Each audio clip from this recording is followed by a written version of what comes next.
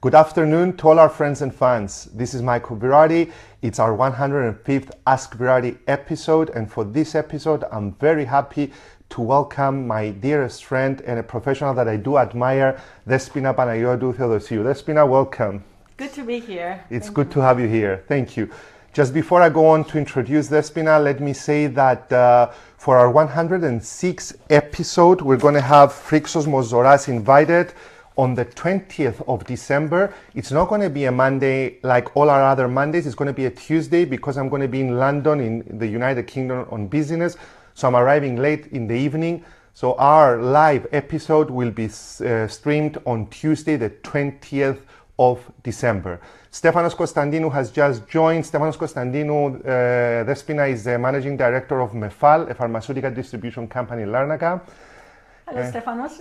It's good to have you here. Let me announce the winners of our previous episode. They win 1 hour of consulting each with Grant Thornton's Stavros Ioannou, a very capable professional and a personal friend as well, who was invited in our previous 104th episode. Our winners are Stathis Stasis and Michalis Evstathiou. Dear friends, you can talk directly to my personal assistant Marina Adiplaru, or you can call Grant Thornton directly. They know all about it and you can arrange your appointments. Evis Zenios has just joined us. Welcome to the best live show. Thank you, Evis. I will pay you the money later on for spreading the word. Okay, dear friends and fans, let me introduce Despina. We met with Despina many years ago. She's the joint managing director of her group, Tototheo Group. She has another managing partner, correct? Managing director? That's correct. Who is Socrates? That's Socrates Theodosiou, exactly. Who's also my husband. Who's also her husband, you see. Marriages and professional marriages can work excellently well, knowing her group. Despina was also Woman of the Year and Top Professional of the Year in 2015. She's in the International Committee, or she used to be in the International Committee of VISTA. I still am. She still is in the International Committee of VISTA, which is Women's International Shipping and Trade Association. And she has started VISTA Cyprus back in 2011, if I'm not mistaken. She has a BA in economics and she has done a master's in shipping, and we have a lot to learn from her, not only because she's a great professional, but because she's a humble human being who I believe can add value, and that's why I invited her to the show. So welcome, Despina, once again. Thank you. Good to be here. Excellent. So let's start with our questions of the day. And our first question comes from Maria Galazis, and I'm also marrying this question with a question that Stathis Stasis has asked, so we ask it only once. So the question is the following. Dear Despina, how do you stay inspired and how do you maintain your team's motivation despite challenges and setbacks? Well, thank you, Maria and Stathis, for the great question. First of all, I love what I do. It shows. I think that's the main answer to how do I inspire myself. Even if I'm tired or overworked, there's never a day that I wish that I had any other job. So you love what you do, huh? I love what I do, and this makes me self-motivated, I believe. Excellent. Then I do not sit around and wait for inspiration to come. I travel a lot because of my work, so I talk to people, I read a lot, I study. I'm still studying, actually. So it's not something that I have the free time to do, but I make the time for it. Unbelievable. So I continually try and find ways to inspire myself and get new ideas. And even after you gave birth, I think you were taking courses, if I looked well on your LinkedIn, if I've seen that. Huh? When I gave birth, I was actually participating at an executive MBA at Copenhagen Business School. Unbelievable. Unbelievable. And the last 1.5 months, I can vouch that Despina was out of this country visiting 5 or 6 different countries. And she was also taking her inspiration with her son and her mother. Me to some of my travels. So. That's what I like. That's what I like. When there is a will, there is always a solution. There's a way, exactly. There is a way. Stathis Stasis says, good afternoon. Stathis, we're coming to your questions in just a little bit. Thank you very much. So the second question, which comes from exactly the same lady, Maria Galazis, is the following. Where are the women in the Tototheo Group's talent pipeline? Well, women in our group are very visible. First of all, one of the 2 managing directors is a woman. And then I've counted, actually, out of the 9 managers we have at the group, 5 are women. So The percentage is a little bit more towards. So where are women. the men, Maria Galazis, in the talent pipeline? Well, they are there. What we look at the Dorothea Group is not if it's a man or a woman, but we look at what they can bring to the table.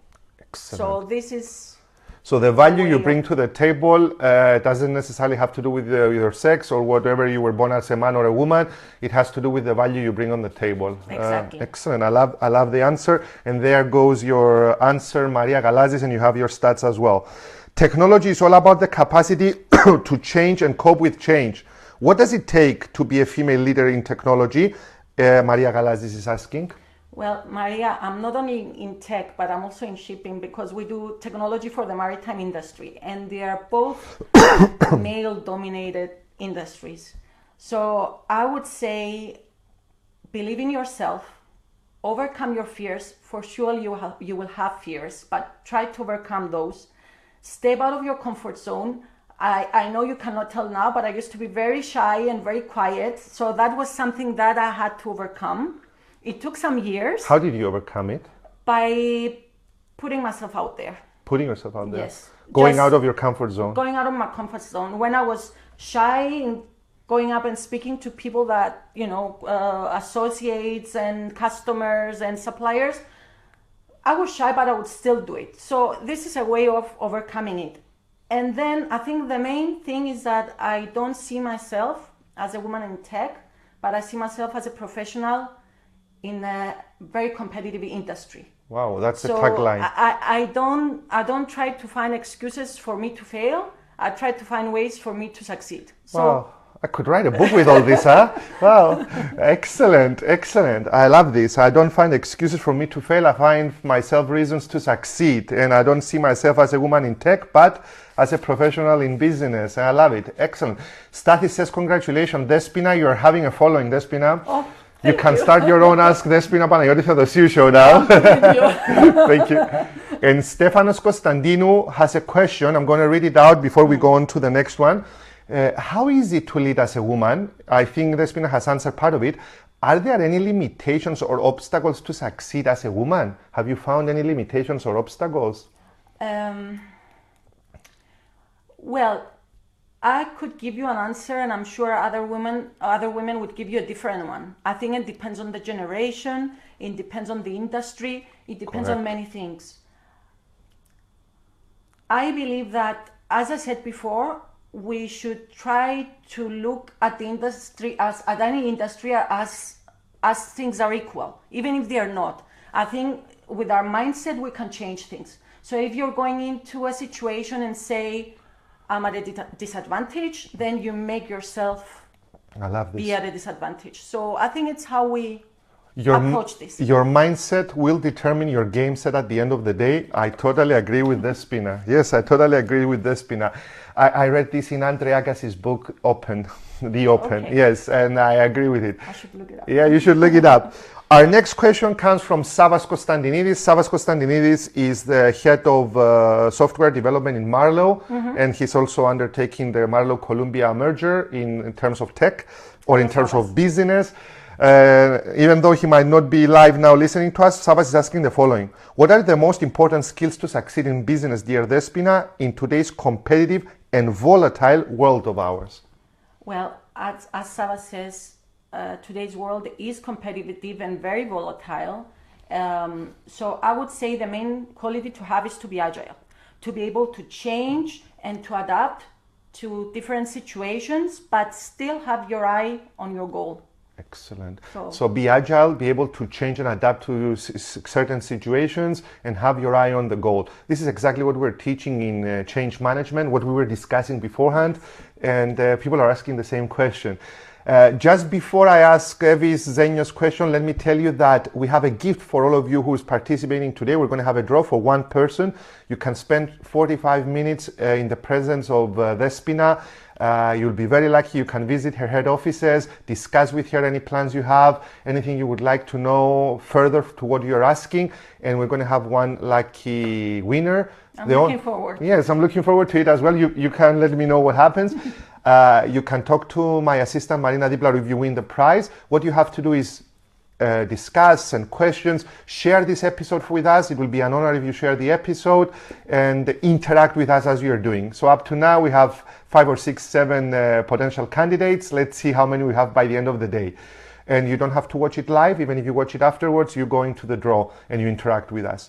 Evizeños says, how was the transition taking over from a leading personality like Mr. Theodosiou? I think Evizeños knows your dad. And, my father-in-law. Sorry, your father-in-law. Your father-in-law. How was the transition taking over from Mr. Theodosiou? Well, I think as any second generation business, the children taking over, it's a little bit difficult in the beginning, especially if it's a successful business. But in the end, I think with my husband, we sat down and thought, okay, we need to make it our own if it's going to succeed.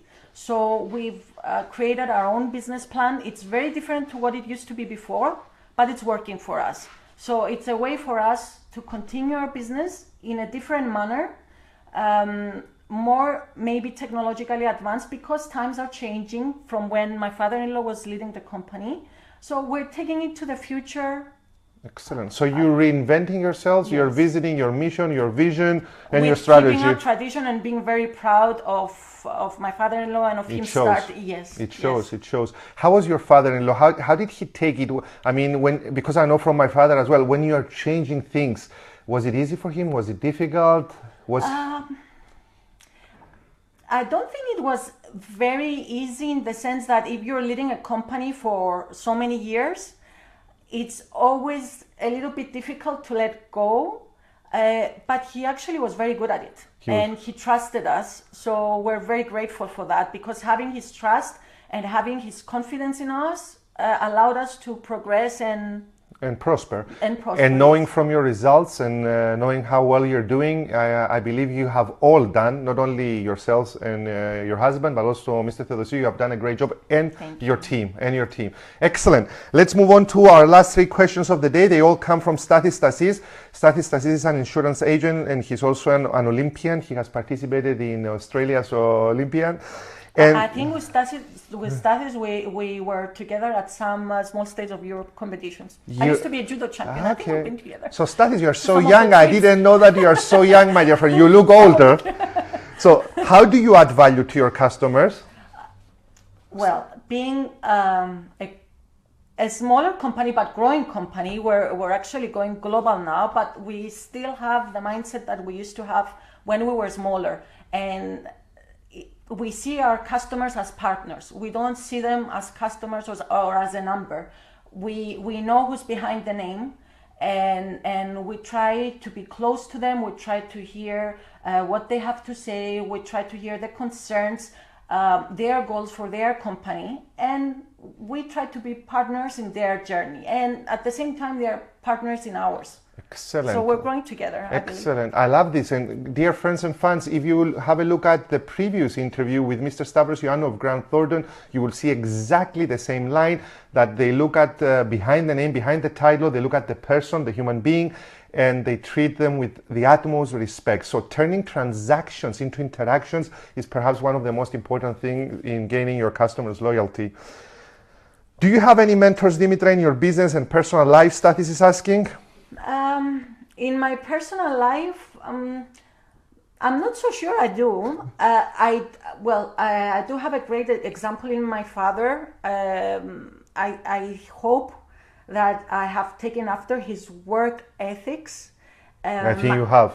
Thank you. Well, my father, he also used to be in the shipping industry. He just retired. And I remember him working long hours and being very dedicated to his job. And loving it and being passionate about it. So I think I have my father as a very good and bright example. And business-wise?